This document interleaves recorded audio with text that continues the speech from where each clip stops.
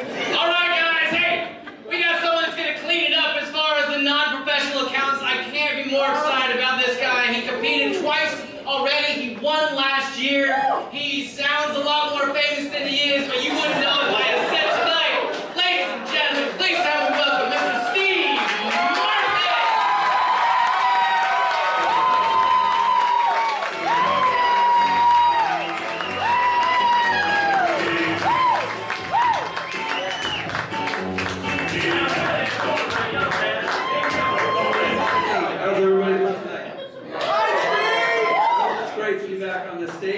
I'm already doing a little bit better than I did at the start of my last year's set. I inadvertently came up here and did my whole set with my fly down. If anybody noticed that last year, I would like to sincerely invite you to keep your gaze.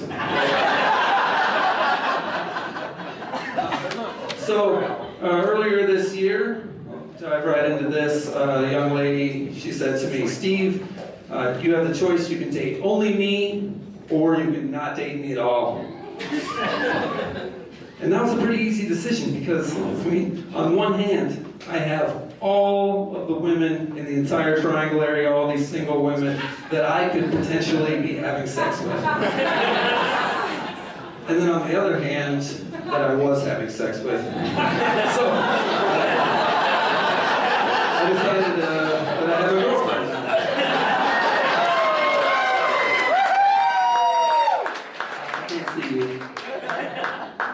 She's 8 years younger than me, or as my sister put it, yikes.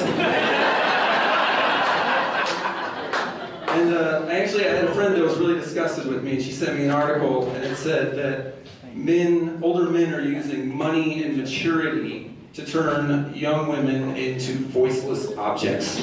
Well, I don't want to do that. So I started thinking about it. And I went down the checklist. I was like, okay, money. She drives an E-Class Mercedes. I've got a hatchback Mazda. Okay, probably not. Maturity. She graduated college in 3 years.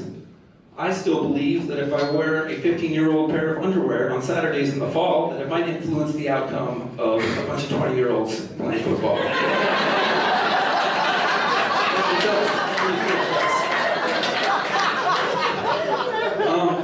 But she's a socialite, and she's certainly not voiceless. I love having her around because even when we're around just my friends, she carries all the conversation. And I don't have to talk, and I absolutely love that. And then I realized that I might be the object here.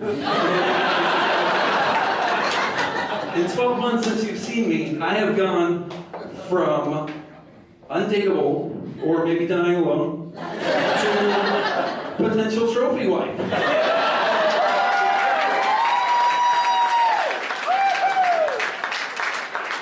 I do love having her around for small talk sometimes. I get in situations where I have to talk to people that I don't want to.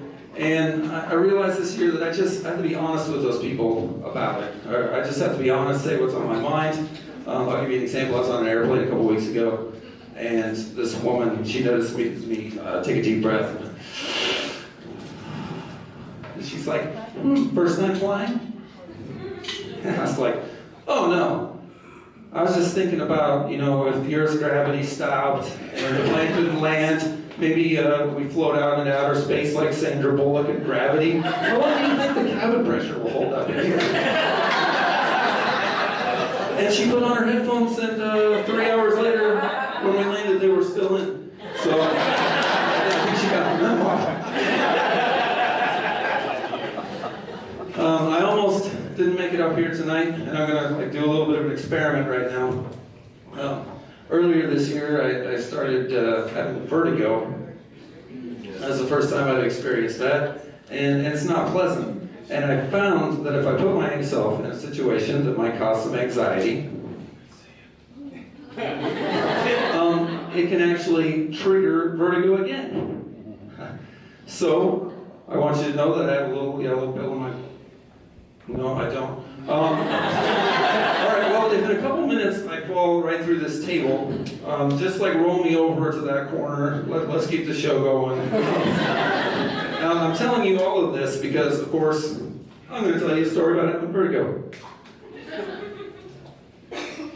So the first time I had it, I was in a store, and I started freaking out. I got the tequila spins, and I had no idea what was going on. It was noon. I'd only had a couple. So I stumbled over to the cashier, and I said, "I'm fine. Don't freak out. I just need a minute." And then I threw up in a trash can, and I fell on the floor. And while I was on the floor, I rolled around a little bit and just tried to calm myself, just saying, "You're not gonna die, you're not gonna die, you're not gonna die." Kind of a baby when it comes to these things. And then I hear the guy on the phone, and he said, "Yeah, I'm gonna need an ambulance. I got a guy here, looks like he's gonna die." That's a big help. So I try to use humor to diffuse anxious situations or serious situations. Most people don't like it.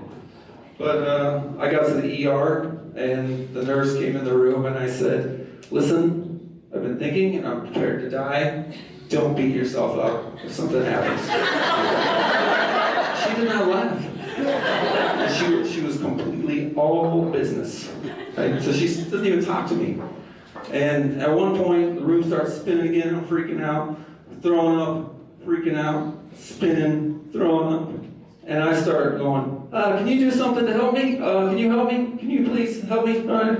And she's got her back to me at a computer. And she just says, "Sir, breathe slower."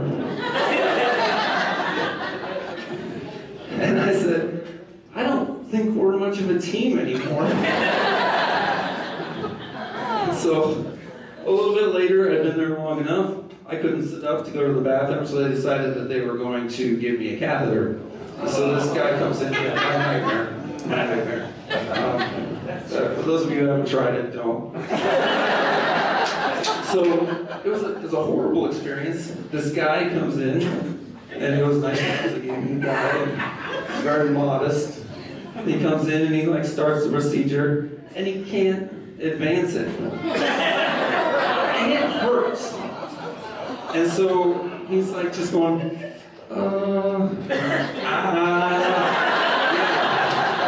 And so he calls the nurse back in. She comes back in, and she's looking at me.